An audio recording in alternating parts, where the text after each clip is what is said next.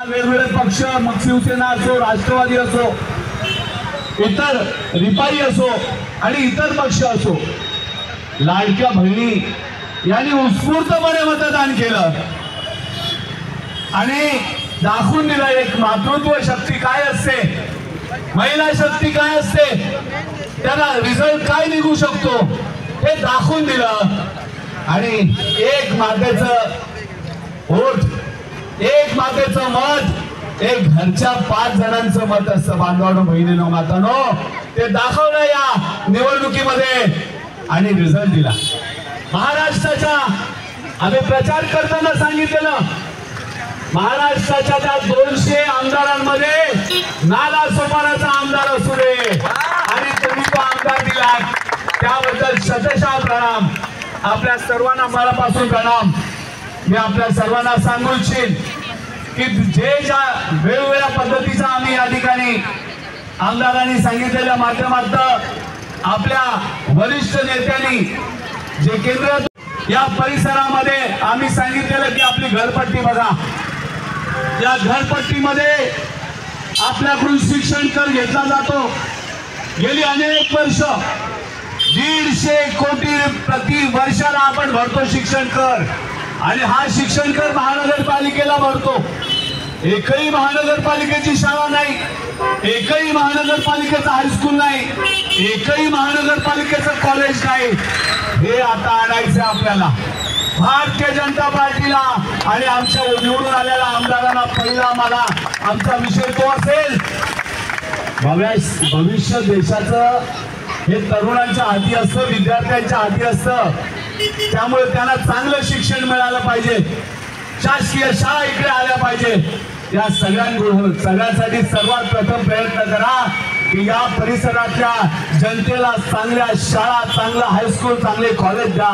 ते शासनाचे असतील, त्याच्यामध्ये फी कमी नसेल किंवा फी नसेल, जेणेकरून सर्व तळागाळातल्या नागरिकांना आपल्या मुलांना त्या ठिकाणी पाठवून सुशिक्षित करता येईल। बांधवांनो, दुसरी मागणी आमची आहे, या परिसरामध्ये IT पार्क, या परिसरामधल्या आमच्या विद्यार्थ्यांना, बेरोजगार झालेल्या तरुणांना IT पार्क पाहिजे। फार जवळ आहोत आपण, तुम्ही जर पुण्याला IT पार्क देऊ शकता तर वसईला काय देऊ शकत नाही। IT पार्क आपल्याला या परिसरामध्ये मागायचं आहे, या वसई तालुक्यामध्ये मागायचं आहे। तिसरी आमची मागणी आहे, जी आमच्या नरेंद्र भाई मोदी साहेबांनी सांगितले, आमच्या पंतप्रधानांनी सांगितले की या परिसरामध्ये, या महाराष्ट्रामध्ये जशी दिल्लीला वीज बिल माफ केलं ना, तसं वीज बिल इकडे माफ करण्याचा आम्ही प्रयत्न करणार आहोत आणि त्यासाठी आम्ही जास्तीत जास्त प्रयत्न करणार आहोत। या परिसरामध्ये 3 महिन्याचं वीज बिल एका महिन्याला येते आणि ज्या ठिकाणी 500 यायचं त्या ठिकाणी 2000 येते, 2000 यायच्या ठिकाणी 5000 बिल येते।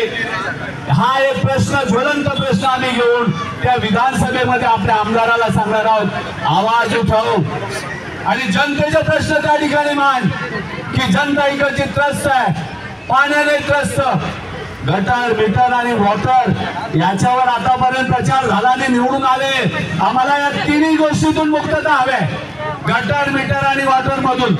इकडची पाण्याची समस्या आहे, ती पाण्याची समस्या सुटली पाहिजे, विद्यार्थ्यांचा शिक्षणाचा प्रश्न सुटला पाहिजे, आमच्या तरुणांचा रोजगाराचा प्रश्न सुटला पाहिजे, महिला वर्गाचा प्रश्न सुटला पाहिजे। भीतीचं वातावरण आता निघालं, काळजी करू नका, आता रामराज्य येणार आहे आणि राम राज्यामध्ये भीती नसते। ईश्वराची प्रार्थना करून आपल्या देशाचा विकास करण्यासाठी आपल्याला प्रयत्न करायचे आहेत आणि विरोधी वगैरे जे कोण आहेत ते आपलेच बांधव आहेत, आपल्याला त्यांच्याबद्दल विरोध नाही, परंतु जे करायला पाहिजे होतं ते केलं नाही, त्याबद्दल आमचा आवाज आहे की बाबा हे झालं पाहिजे होतं, तुम्ही नाही केलं, आता आम्हाला संधी द्या। जनतेनं मतदानाच्या रूपाने आम्हाला संधी दिली आहे आणि या वर्षापासून आम्ही सुरुवात करू। आम्ही ठरवलंय या परिसरामध्ये आपल्याला प्रत्येक सोसायटीसाठी एक आम्ही विजन ठेवलंय। काय विजन ठेवलंय? पुढे गेले आमचे सतीश भाई, आम्ही विजन ठेवलंय या परिसरामध्ये प्रत्येक सोसायटीचं एक आपण काय करणार आहोत आणि त्या रजिस्ट्रेशनच्या माध्यमातून आम्ही एक फेडरेशन तयार करणार आहोत की प्रत्येक सोसायटीचे काय प्रश्न आहेत. मतदानाचा प्रश्न, मतदान कार्ड नाही, रेशन कार्ड नाही, काही लोकांना गॅस लाईन नाही, काही लोकांना अजून आधार कार्ड मिळालेले नाहीत. कोण करणार हे लोकप्रतिनिधींचं काम आहे, कर्तव्य आहे की तुमच्या परिसरामध्ये आज ज्येष्ठ नागरिक आहेत, बिचारांना प्रवास मोफत आहे. कोण सांगणार त्यांना काय पद्धत आहे, काय सिस्टम आहे, आधार कार्ड आहे कसं बनवायचं, पॅन कार्ड कसं बनवायचं, त्यांची IT फाईल कशी झाली पाहिजे, उत्पन्नाचं साधन कसं मिळालं पाहिजे. आमचा जे आता एकही रुपया न टाकता आपल्याला जे रेशन मिळतं ते रेशन कार्ड कसं झालं पाहिजे, तुम्हाला रेशन मोफत कसा मिळेल, या सगळ्याचं मार्गदर्शन करता येईल. म्हणून आपल्याला आपल्या सर्व सोसायटीच्या माध्यमातून एक फेडरेशन तयार करायचंय. आम्ही याच्यानंतर या परिसरातून सुरुवात करणार आहोत, आपला मॉडेल देणार आहोत एक, आणि आपण या परिसरामधून एक फेडरेशन तयार करू. माझ्या सर्व सोसायटीच्या अध्यक्ष सेक्रेटरीना माझी विनंती आहे त्या फेडरेशनचा आपल्याला सभासद होऊन आपापल्या सोसायटी मधले प्रश्न हे फेडरेशनच्या माध्यमातून आपल्याला महानगरपालिकेला आणि महानगरपालिकेच्या माध्यमातून आपल्या विधानसभेमध्ये आणि विधानसभेच्या माध्यमातून आपल्याला लोकसभेमध्ये आपले प्रश्न उपस्थित करायचे आहेत आणि या परिसराला सुजलाम सुफलाम करायचं. बांधवांनो, म्हणून आपल्या सर्वांचा आशीर्वाद असू द्या. शासनाकडून आलेल्या सगळ्या योजना या जनतेपर्यंत, त्या सोसायटीच्या प्रत्येक घर मालकापर्यंत पोहोचल्या पाहिजेत असा त्याच्यामध्ये आम्ही प्रोव्हिजन करतोय. म्हणून आपल्या सर्वांना विनंती आहे की आपण या पुढच्या आपल्या वेगवेगळ्या योजनांच्या प्रवाहामध्ये समाविष्ट व्हा आणि त्या ठिकाणी आपण नोंदणी करून सर्वांना न्याय देण्याचा प्रयत्न करूया. आपण सर्वांनी आपलं अनमोल मत राजन नाईक यांच्या पारड्यात टाकून आपला आशीर्वाद दिलात आणि विधानसभेमध्ये पाठवलात, त्याबद्दल पुन्हा एकदा या परिसरातल्या जनतेच्या वतीनं, लहान थोरांच्या वतीनं, ज्येष्ठ नागरिकांच्या वतीनं आणि माझ्या माय बहिणींच्या वतीनं मी आपले मनपूर्वक आभार व्यक्त करतो. सतीश बोंडवेनी या परिसरामध्ये खूप चांगल्या पद्धतीने प्रचार करण्यासाठी सहकार्य केलंय. भविष्यात त्यांना देखील अशाच पद्धतीचं सहकार्य आपल्या सर्वांकडून मिळू दे अशी मनपूर्वक भावना एक प्रार्थना व्यक्त करतो. आणि येणारी वर्ष आपल्या सगळ्यांना सुखाची, समृद्धीची, भरभराटीची, चांगलं आरोग्य देणारी, यश देणारी जाऊ दे अशी आई जीवदानी चरणी प्रार्थना करतो. तूर्त थांबतो. धन्यवाद. जय हिंद, जय महाराष्ट्र, जय भारत.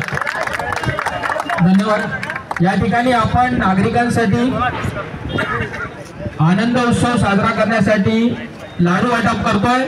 सर्व नागरिकांना विनंती आहे की त्याचा त्यांनी लाभ घ्यायचा आहे.